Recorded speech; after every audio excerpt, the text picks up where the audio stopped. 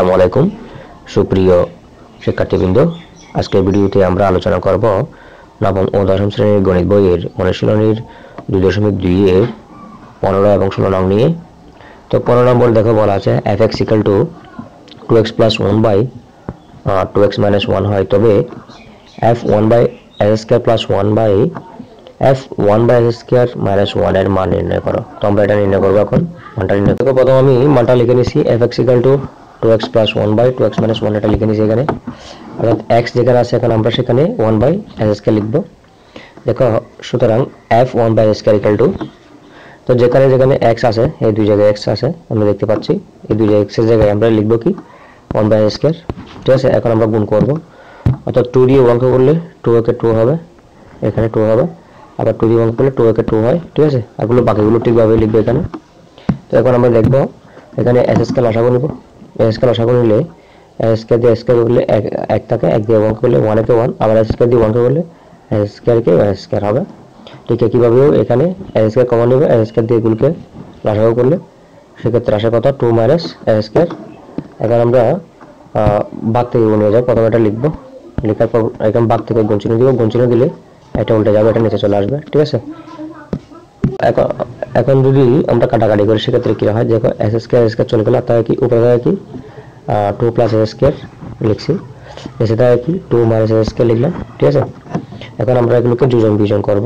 যোজন মানে যোগ, বিয়োজন মানে বিয়োগ। তো যোজন বিয়োজন করো, যোজন বিয়োজন করলে কিরকম হবে দেখি। প্রথমে আমরা এটা লিখব, যোগ দিয়ে এটা লিখব। ঠিক আছে, অর্থাৎ এটাকে বলা হয় যোজন। আবার বিয়োজনের ক্ষেত্রে প্রথমে এটা লিখব, এবার বিয়োগ চিহ্ন দিয়ে, বিয়োগ চিহ্ন দিলে চিহ্ন পরিবর্তন হয়ে যায়। যেমন 2 - s² ছিল, এটা 2 + s² হয়ে যাবে, যেহেতু আগে বিয়োগ থাকলে চিহ্ন পরিবর্তন হয়ে যায়। বিয়োগের ক্ষেত্রে বীজগণিতে বিয়োগ করার সময় বিয়োগ থাকলে চিহ্ন পরিবর্তন হয়ে যায়। এখন আমরা কাটাকাটি করব। দেখো তো কাটাকাটি করলে কিরকম +s² - s² চলে যায়, আর তাকে 2 আর 2 যোগ করলে 4 হয়। এখানে +2 - 2 চলে যাবে, আর তাকে দুইটা s², তার মানে 2s² লিখব। তো এটাকে 2 দ্বারা ভাগ করলে, এটাকে 2 দ্বারা যদি ভাগ করি, এটাকে 2 × 4, এটা 2 কে 2, তার মানে s² 2 হয়।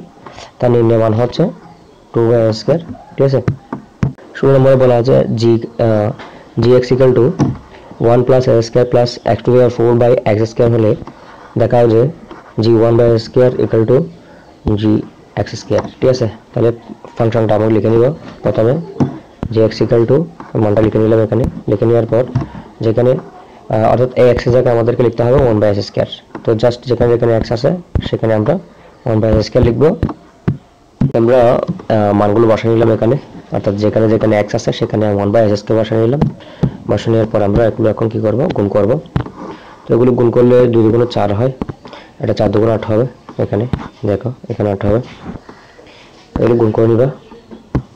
গুণ করে নেওয়ার পর আমরা এখানে x⁴ এখানে লসাগু নিয়ে যদি আমরা এগুলোকে লসাগু করি সেক্ষেত্রে এটা এরকমই হয়, অর্থাৎ x⁴ + x⁴ + 1 হয়।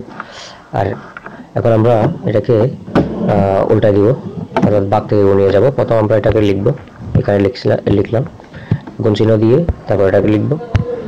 ঠিক আছে, এখন আমরা এটা কাটাকাটি করি, কাটাকাটি করলে কিরকম থাকে, আমি যদি এটাকে কাটাকাটি করি সেক্ষেত্রে কিরকম হয় দেখো। যেমন এখান থেকে যদি 4টা x⁴ চলে যায়, আরো 4টা থাকে, আর উপরে থাকেই। ঠিক আছে, তাহলে এটাই পাচ্ছি আমরা মান। এখন আমরা ডান পক্ষ দেখব, ডান পক্ষ হচ্ছে gx²। তো যেখানে যেখানে x ছিল সেখানে s² বসাতে হবে, s² বসা নিলাম। বসা নেওয়ার পর এগুলোকে গুণ করবো, গুণ করলে এরকমই হয়। তাহলে আমরা দেখতে পাচ্ছি বাম পক্ষ আর ডান পক্ষ হচ্ছে সমান, দেখতে পাচ্ছ তোমরা। আমি আবার একটু করে দেখাই, এই যে বাম পক্ষ যেটা, ডান পক্ষ কিন্তু সেটা হয়েছে।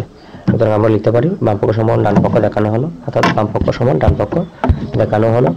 তো শিক্ষার্থীরা, আমার এই ভিডিও যদি তোমাদের কাজে আসে তাহলে চ্যানেলটি অবশ্যই সাবস্ক্রাইব করবা এবং বেল বাটনটি অন করে দিবা এবং বন্ধুদের মধ্যে শেয়ার করবা। ধন্যবাদ সবাইকে আমাকে এতক্ষণ সময় দিয়ে সহযোগিতা করার জন্য।